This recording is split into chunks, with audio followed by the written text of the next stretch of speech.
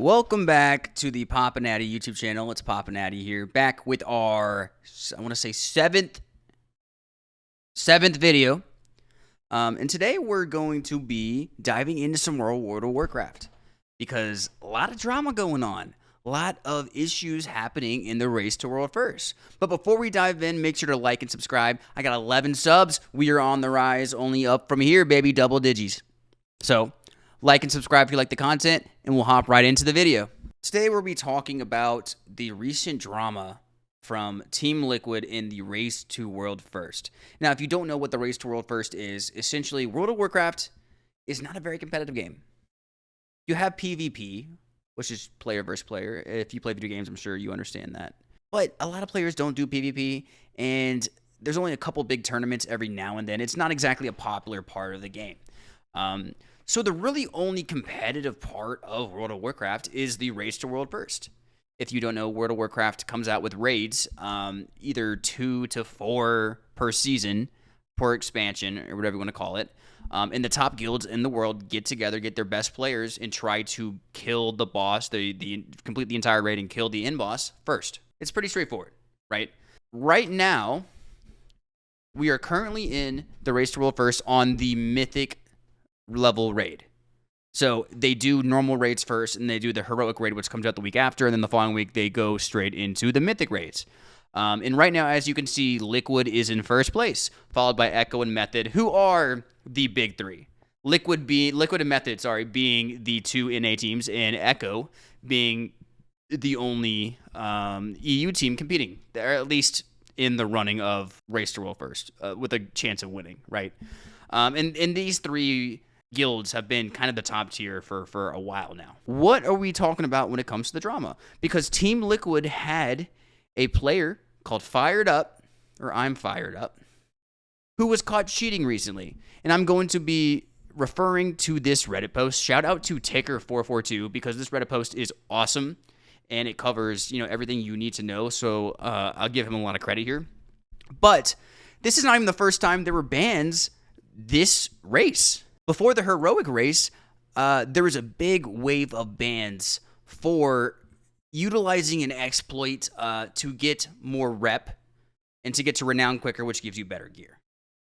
So Blizzard essentially went through and banned out a big chunk of the players who were utilizing this ban. Now, it was only a 4-day ban. So in reality, it wasn't a huge issue, although you could argue it did negatively impact some of the top guilds, especially Method. Right? Because a lot of the Method raiders were banned for using this exploit. Or at least some of them were, right? As you can see, Reload talks about this because he didn't think anyone was going to ban him for it. And he didn't do much, and so I get it. But that kind of brings up the question, what is the ethics around Race to World First, and how do we deal with cheating? Because cheating is such a large-scale topic, and there's so many different ways to cheat that are classified in significantly different ways, both in the public's eyes and in Blizzard's eyes. So let's dive into what happened with Liquid here, and we can make a decision after that. So essentially, the way the exploit works, and I'm reading verbatim here, is if you don't target the boss, now if you don't know, you essentially target whatever you're attacking, and it shows up as your target. But instead, you will use a focus macro, which is different than a target. To cast your spells, you will never consume splinters, and allow it to go over 8 stacks, and splinters are a dot, and each hit can crit, which makes this a big DPS increase. So the way this works is there's this ability called Splinter Storm that mages utilize, right? And whenever you have 8 or more active embedded splinters, you automatically cast a Splinter Storm at your target. And then it goes on to tell you more about what happens as you go down the totem pole. The problem here is after when you have 8 stacks, you have a chance to proc it and it'll crit. So if you're not targeting the boss, the exploit was if you target yourself, you build up these stacks in essentially to up to 250, which is crazy high. Let's give you just this image explains kind of the mage bug in a little bit more detail, right? So you can see right here, this little purple/blue circle means that he's targeting himself. Now, the reason there's a lot of drama here is it's misleading. he wasn't open about this. He was lying and actively hiding this. Because as you can see here, for most UIs, this is where you will show your target. But this is not him targeting something. This is an ELV UI focus. It's purposely misleading to make it seem like he's not doing anything wrong, right? So he targets himself for the entire fight, and you see that there, and he essentially uses focus spells to attack the target, which builds up all of these stacks, which then just tear. And we'll look at it in a second because the DPS is wild. So in this plater focus texture shows that he's not actually targeting the boss, right? And the bug stacks never proc since they only proc on the target. And so right now he has 224 here, and it stacks up to 250, right? That's how this works. Let's show a clip of the actual DPS because I think it's interesting to watch. Thanks. So if you see here right now, Fired Up is number 5 on the DPS list. Watch right now as he starts to just shred. He's currently at 1.14 million DPS. Send the close ones through. Don't know. Big personally is the hardest ones to fight, by the way. Now he starts procking. Already now at 1.22 million, 1.23, 1.24. Blowing up 3, 2, 1. Now in second place. Now first place at 1.26 million DPS. 1.33 Okay, it's 1.34 to 1.36 million DPS, over literally 100,000 DPS higher than the second place top DPS in the biggest raid in the biggest guild in the world. Crazy numbers he's pumping right here, right? So this bug clearly has an advantage for the mages using it. It clearly has an advantage for the guilds utilizing mages who use it, right?